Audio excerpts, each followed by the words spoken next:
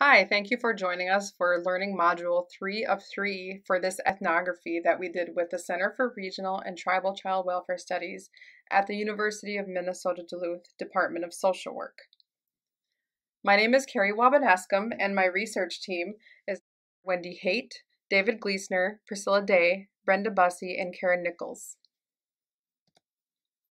In this module, I will go over results, discussion, and implications for social work practice. The first major result that we recorded was a strengths-based Indigenous worldview suffuses social work education at the center. There were many signposts pointing toward the center's underlying educational worldview. When characterizing the center, educators, former MSW students, and professionals repeatedly used the term American Indian.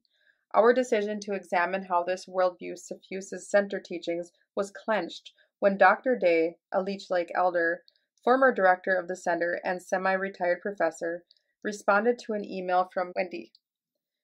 She stated, "Lots of programs do training about diversity. What makes us unique is that we focus on American Indian culture and approach the process of training from that lens." During her interview, Dr. Day described her strong desire for supporting and helping to sustain ages-old American Indian wisdom to be used in the current world. Betty, an elder, former MSW student, and semi-retired social worker, characterized the American Indian perspective. It's the view, it's how you look at the world. There's a different way that we look at life because of the experiences we've had walking in this world as Indian people. So for Indian child welfare, how I look at that, it's very personal. It's not just other people, it's my family. It's my people. An understanding of the historical trauma and the different events. It's a different view from a person from the dominant culture, or from an African American culture, or any other culture, because it's personal, it's our experience. Ed, a mid-career white male researcher and former MSW student, contrasted the Indigenous perspective of the center with less integrated approaches to diversity education. It's the American Indian lens that she, Dr. Day, sees everything with. And then she does a really nice job of bringing that to the center. So it's not like, here's some content and we're going to add some pieces about tribal culture or anything like that. It's really like, this is fundamental to what we do. For example, I would say that about tribal sovereignty. I think that every decision that she made as a center director was really about, does this support tribal self-governance? And I think that's not a lens that a lot of academic institutions have necessarily, but it gets infused when you have that lens. Deeply rooted in this Indigenous worldview is a respect for cultural and spiritual strengths. This strength perspective was apparent in many contexts. At the Summer Institute, for instance, Betty instructed the group, "It's really important to look around and see successful Indian people and how their resilience keeps them going. You can't only know people on your caseload." A speaker went on to decry what she termed genocide porn. She had adamantly resisted defining her people just through horrible stories that evoke pity and connote weakness. I don't want people to say, "Oh, those poor Indians." In describing the early research on Indigenous culture, child rearing, and approaches to child welfare that laid the groundwork for the center, Dr. Day explained, "We started, what does it take to raise healthy Anishinaabe kids? Research. So when we went out and interviewed elders about raising healthy Indian kids, I think our very first place we went to was Boys Fort, and we actually went where the elders were gathering. So we went to an elderly nutrition program lunch and met with folks before lunch and just had them talk. So that ended up generating some resources we put together. I think one of the things that academia has been good at, I don't mean that in a good way, is really pointing out all of the deficits in our community. And so people really wanted us to focus on strengths. And again, people were very gracious about talking with us about their experiences with education, which wasn't very positive, but also part of why we want to do the Culture and Language Institute. for Indigenous students was to lift up the really deep cultural beliefs that are embedded in our language and ways of knowing, and to be able to work with elders who were gracious enough to come in and talk with us about the strengths in our communities. And then our work, our research around what does it take to raise a healthy Anishinaabe kid. Most people look at all the bad things, and so we wanted to focus on the strengths. One of the products of these efforts included several illustrated booklets distributed through the center and published by the University of Minnesota-Duluth Department of Social Work on traditional teachings around raising healthy Indigenous children and approaches to child welfare. The center's publication, Using the 7 Traditional Teachings to Raise Healthy Anishinaabe Children, makes clear its strengths-based approach to Indigenous families and communities. Some of the ways in which a strength-based Indigenous worldview is instantiated in the center's educational practices are apparent in the Indigenous curriculum and how it was designed, how learners are approached, and how this content is delivered. Dr. Day underscored the importance of involving tribal communities in designing and delivering their curriculum. In describing the development of the center, she reflected, "I think one of the things that I really wanted us to do was to go out into the tribal community and say, what do you think is important for students to know? What are the issues that we are struggling with in our communities? How really can the university be of service? And I think you are aware of the history of boarding schools and the history of education and the devastating impact it had in tribal communities. So I expect to be met with a lot of distrust and was kind of blown away at how gracious people were and how they thanked us for asking them what they wanted." During our interview with Jack, he reflected on this experience in the design of the center's curriculum.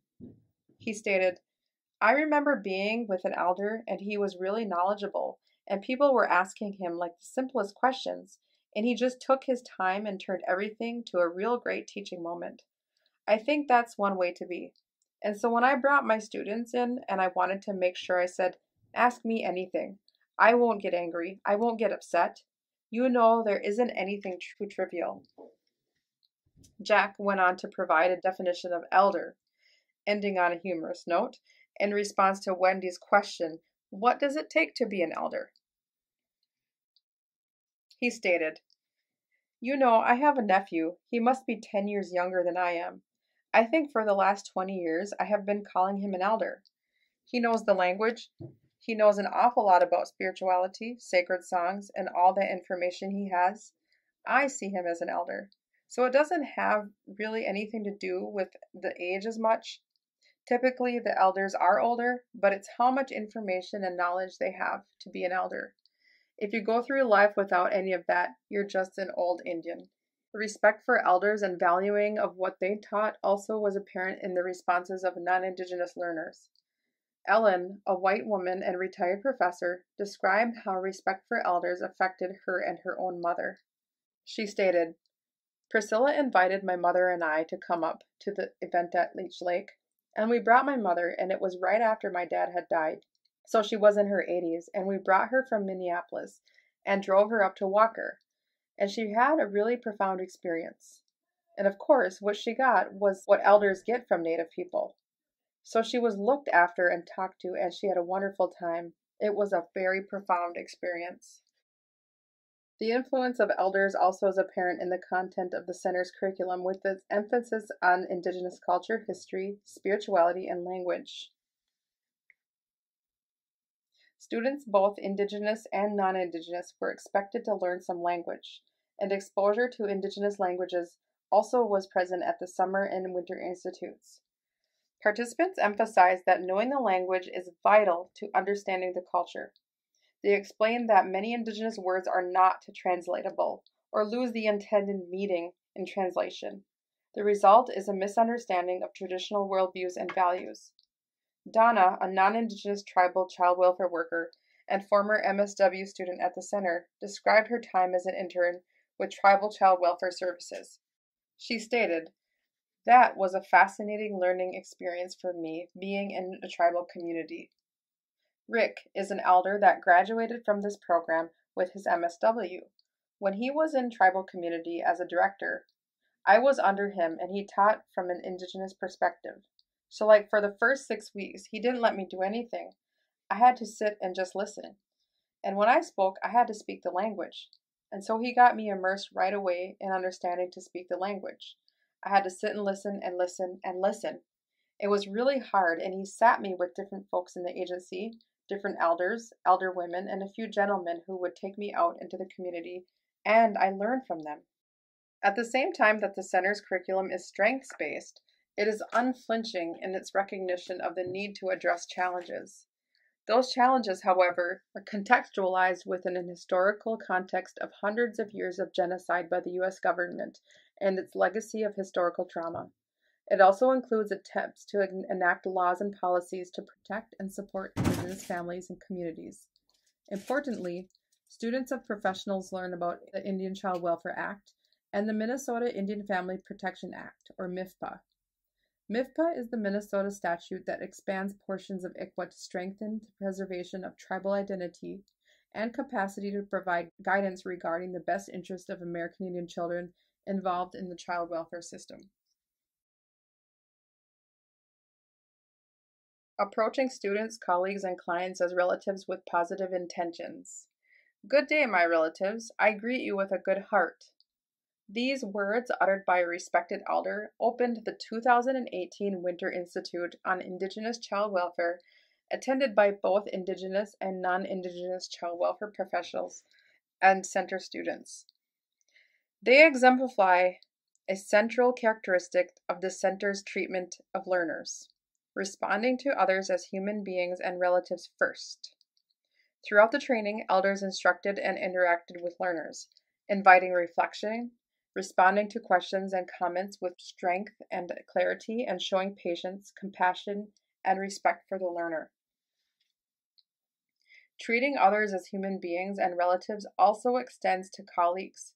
For instance, during the first meeting between center educators and staff, and educators and students from the University of Minnesota Twin Cities campus, the center staff did not invite us to meet on the University of Minnesota-Duluth campus or at their professional offices. Instead, they arranged for us to share a meal at a favorite restaurant on the shores of Lake Superior. During that meeting, Dr. Day commented that in forming collaborations, center staff found relatives.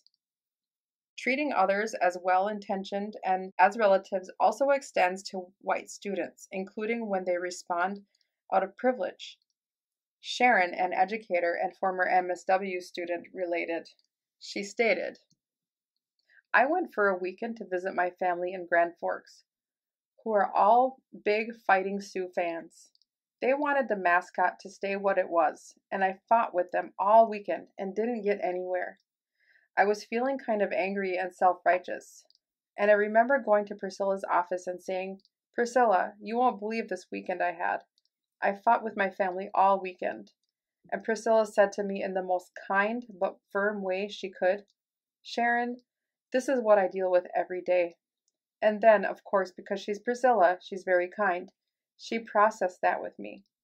But that was a really important moment. It was such a good example of what white privilege does and how, even if we kind of have this surface level understanding of these things, is all embedded in our own experience." Alums extended these beliefs about how to treat others to their child welfare clients. Betty, now retired, described, "I would approach them as if they were my family. That's how you interact with people. I think that's what the essence of what social work is supposed to be, that you treat everybody as if they're your family." Educating the head and heart. Experiential learning, engaging heart and head, is a cornerstone of how the center's educational worldview is put into practice. Dr. Day explained, "It is an experience, not just information, that helps to bring around transformation in practice through a better understanding of the strengths within the culture, not just a description of the strengths. When students and others have the opportunity to undergo their own personal and professional transformation, they don't quickly forget and default to normal practice." Beth valued the traditional teachings she received from an elder. She stated,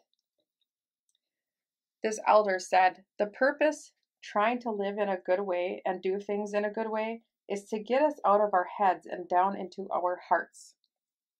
The way that everything is kind of structured right now is we are just supposed to be up here all the time," as she touched her head.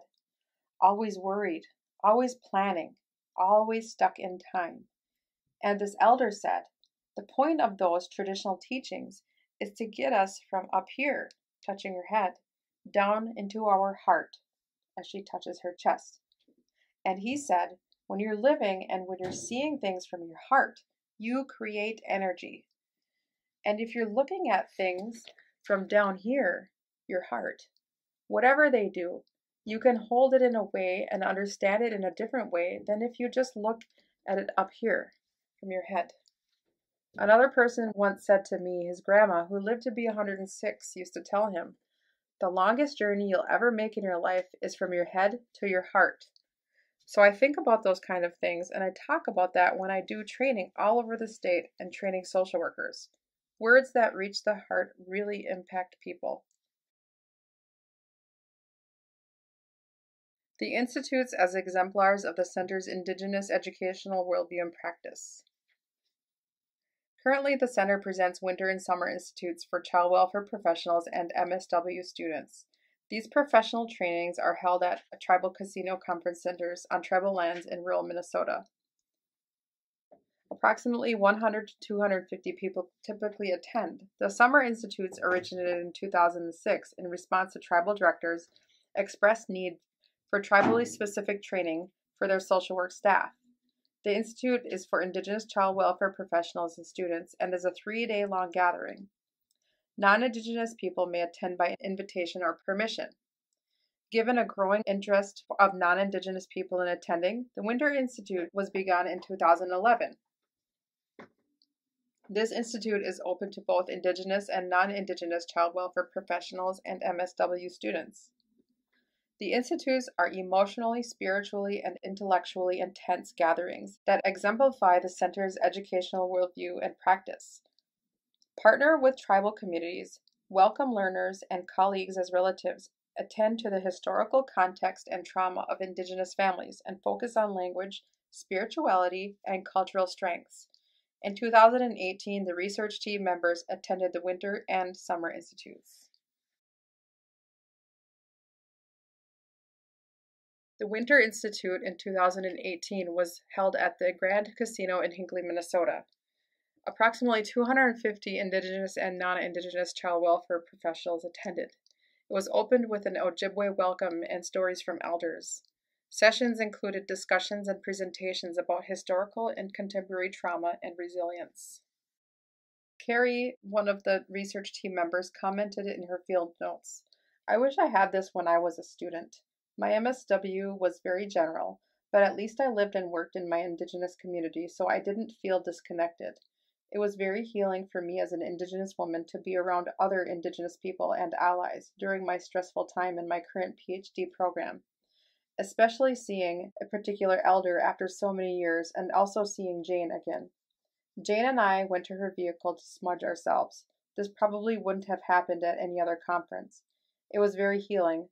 But at an event where we have respect for our elders and practicing my values, like making sure elders ate first, being in a learning environment that does not ignore but prioritizes our history, our issues, our culture, our strengths, and our knowledge is empowering and necessary."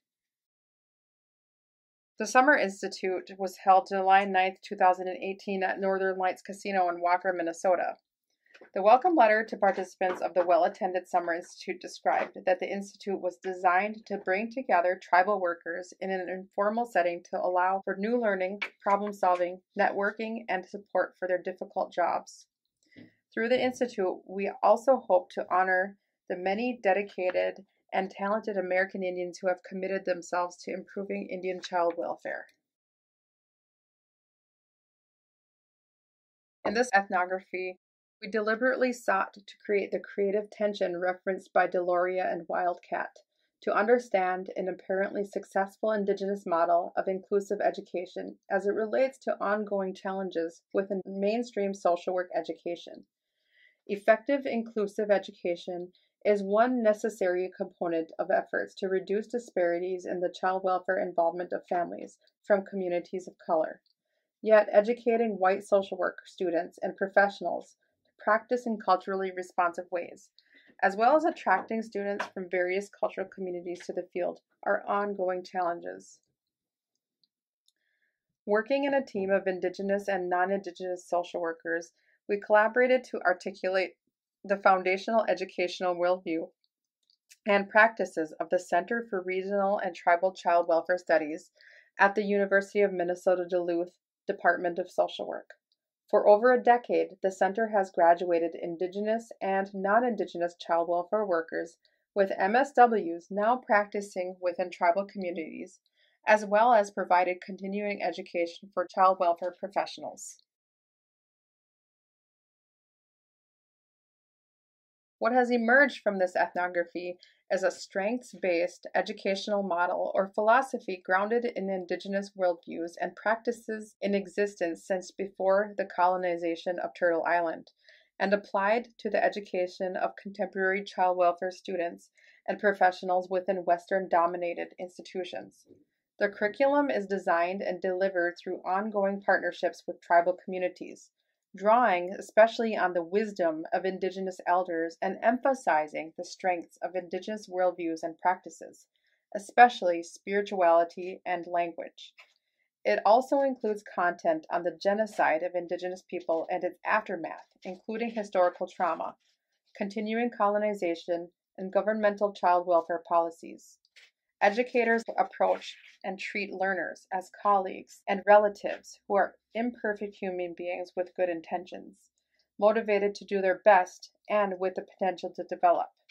Educational practices emphasize experiential learning, that is, engaging the heart as well as the head. Implications of this research or lessons learned will vary somewhat depending on the social position of the reader. Our cross-cultural conversations focused on lessons pertaining to child welfare education. However, we also learned lessons pertaining to scholarship and practice. Some lessons were common across the research team, while others were relatively more specific to the social positions of individual team members, with particular practice experience or as Indigenous or non-Indigenous people. Education implications. During the course of our ethnography, we became increasingly aware of the Western hegemony of social work education and attentive to how this may undermine efforts to diversify the child welfare workforce through the recruitment and education of Indigenous students. Indigenous students educated in Western-dominated institutions carry their Indigenous knowledge with them into this world. The disconnection between Indigenous with contemporary Western culture requires many Indigenous people to feel as though they must live in two worlds. In contrast, the center brings together Indigenous worldviews and practices with Western social work. Indigenous perspectives are honored, and educational events are led by Indigenous social workers, elders, and scholars, with Indigenous students and professionals as active partners. We also considered the implication of Western-dominated social work education for the education of non-Indigenous students in culturally responsive child welfare practice and policy. As newly trained social workers, we are prepared to work with diverse individuals, families, and communities. They remain guided by Western ways of knowing that can shape and distort their perceptions of and practice with Indigenous people. To the extent that social work education resides primarily as a Eurocentric foundation, despite its commitment to social justice, it contributes to the ongoing colonization of Indigenous people. Decolonizing social work requires both the disruption of its Eurocentric worldview and inclusion of other ways of understanding social challenges and helping, including Indigenous social work. The center provides a pathway to decolonizing social work education by honoring and integrating Indigenous knowledge into social work education to support culturally responsive child welfare. Scholarship implications. The center functions within a Western university through a negotiated fusion of Indigenous and Western worldviews and practices. Taking the center as a model, we approached our child welfare scholarship sensitized by a deliberate integration of relevant and compatible worldviews from Indigenous social work and Western developmental cultural psychology. Both frameworks view individuals' development across the lifespan as a holistic process that can be understood only within cultural contexts. Culturally responsive child welfare scholarship then requires conceptual frameworks grounded in an understanding of specific cultures, not those simply parachuted in from other typically Western cultural groups. For some team members, the ideas from developmental cultural psychology that a fundamental role of scholarship is to illuminate cultural blind spots and render the familiar strange was powerful. All ethnographies are essentially comparative because the researcher's cultural context forms a backdrop for understanding. Attention to diverse cultural cases is necessary to expose cultural blind spots in current understandings and lead to a more adequate child welfare scholarship, practice, and policy. For other members of our research team, the Indigenous worldview uniquely underscored the role of the spiritual and community well-being of children, families, and tribes. They identified the role of spirituality and communal helping as blind spots in their Western conceptual frameworks, especially for those families struggling to recover from maltreatment. Practice implications. Practice implications are likely to vary depending on one's cultural community of origin, position, and practice. As a former supervisor of an ICWA unit, Dave, a white social worker, was struck by the extent to which an Indigenous worldview suffused the narratives and shaped understandings of Indigenous participants. As he reflected on his practice experience, Dave remembered the intensely negative reactions of many Indigenous family members to white child welfare workers, as well as the defensive reaction of some of those workers. Through this ethnographic research, Dave came to appreciate more deeply what non-Indigenous child welfare workers may represent to Indigenous families. In his role as ICWA supervisor, Dave reflected on the importance of continuing education for his white workers to develop an understanding that Indigenous families may react strongly and negatively to white workers because of who and what they represent, not anything that they have personally done. For Indigenous families, non-Indigenous workers may represent a long history of genocide, including assimilation through child removal.